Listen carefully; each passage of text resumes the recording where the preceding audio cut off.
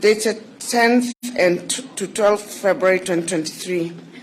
Having met under the umbrella of the summit, as required by the Intergovernmental Relations Act 2012, we, the National Executive, jointly with the Council of Governors, as coordinated by the Intergovernmental Relations Technical Committee, IGRTC, have had a very successful 2 days meeting.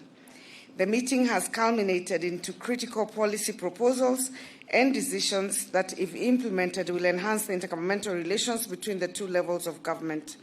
It is therefore our wish to jointly read out our resolutions as adopted by the summit as part of our commitment in enhancing intergovernmental relations to promote effective service delivery by both levels of government. We have therefore agreed as follows: that every Kenyan shall be treated equally by both levels of government, regardless of their political affiliation. Government services, initiatives, and programs shall be accessible to all Kenyans wherever they are. 2, that the national government commits to ensure timely disbursement of counties' share of allocated revenues. This will be in line with the approved disbursement schedule.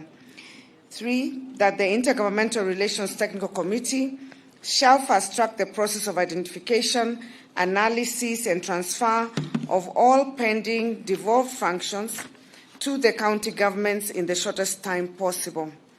4, the IGRTC shall work jointly with key stakeholders, COG amongst others, to fast-track the completion of valuation exercise of all assets related to devolved functions in the current financial year to allow for formal and final transfer of the assets.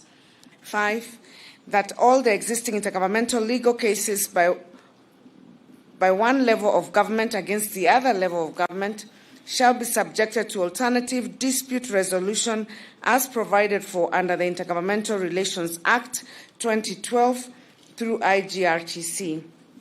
Equally, KRA shall withdraw all matters against county governments from court and seek alternative dispute resolution. 6, that IGRT, as an institution charged with the responsibility to adjudicate on intergovernmental disputes, shall be strengthened to be able to effectively discharge that responsibility for the benefit of both levels of government.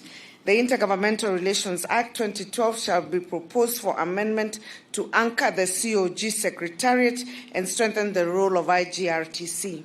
7, that for purposes of intergovernmental coordination of security across the country, the county policing authorities, chaired by the county governors, shall be operationalized within 6 months. This will boost cooperation between the two levels of government on matters relating to security. 8, that for purposes of ensuring availability of a comprehensive health insurance scheme for all Kenyans, the national government shall institute a process to restructure the National Health Insurance Fund to be a fit-for-purpose insurance scheme. 9, that every county government shall facilitate the last-mile fertilizer delivery to farmers in the counties. The fertilizers being delivered in the counties are unique to the different soil types identified in those counties based on previous surveys done. 10, that moving forward on matters relating to medical equipment services, both levels of government shall ensure value for money, and that before the renewal of the current contracts, counties must sign intergovernmental partnership agreements and be involved in the negotiations. 11, that in the national government shall support county governments through conditional grants amounting to 2.7 billion for 3 years to support 100,000 community health workers / volunteers, the service and training of the CHW / V shall be standardized through an intergovernmental process. 12, that on matters relating to provision of sustainable water services, the Ministry of Water shall collaborate with the county governments through the COG in the identification and design of county water dams, including projects under water purchase agreements. 13, that there shall be developed an intergovernmental framework to enhance collaboration between the levels of government, including the National Greening Program, signed between the Ministry of Environment and COG on behalf of county government. 14, that there shall be developed a standard intergovernmental engagement framework that prescribes the obligation as well as the benefit of each level of government for ease of coordination and implementation of the affordable housing program.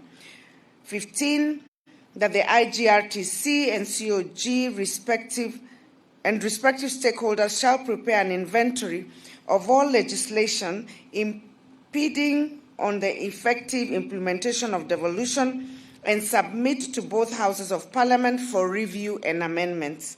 Similarly, all proposed legislations currently in Parliament that are deemed to claw back on devolution shall be withdrawn and a consultative process to be instituted before they are reintroduced to either House of Parliament. The Attorney General shall introduce an omnibus bill to Parliament, amending all legislation that impede on devolution. 16, that for purposes of ensuring effective intergovernmental coordination of concurrent functions relating to state corporations, COG shall in the next 1 week forward a list to the Office of Deputy President of State Corporations performing related county functions requiring counties' representation for consideration and inclusion.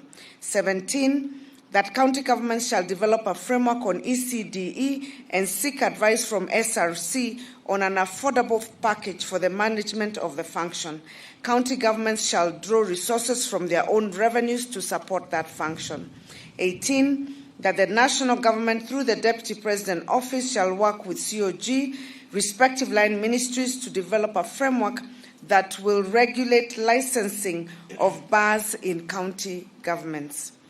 19, that the Ministry of Roads shall urgently convene a consultative meeting with the COG to come up with a reform agenda of the road sector.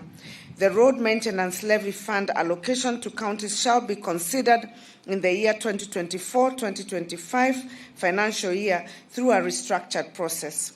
20, that the National Executive shall relook into the national government's proposed 2023-2024 budget and programs within the next 1 week with a view to identifying areas of duplication to allow transfer of those attendant resources to counties.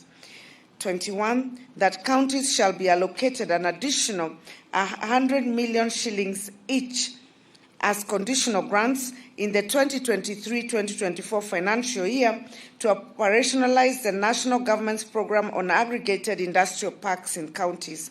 The total allocation shall be 4.7 billion to all 47 county governments.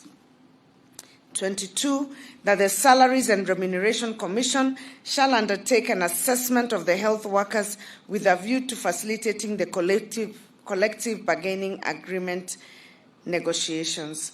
And finally, 23, that the Ministry of Health to extend the contracts of UHC staff for a further period of 3 years term under the same terms and conditions. Thank you. Very good.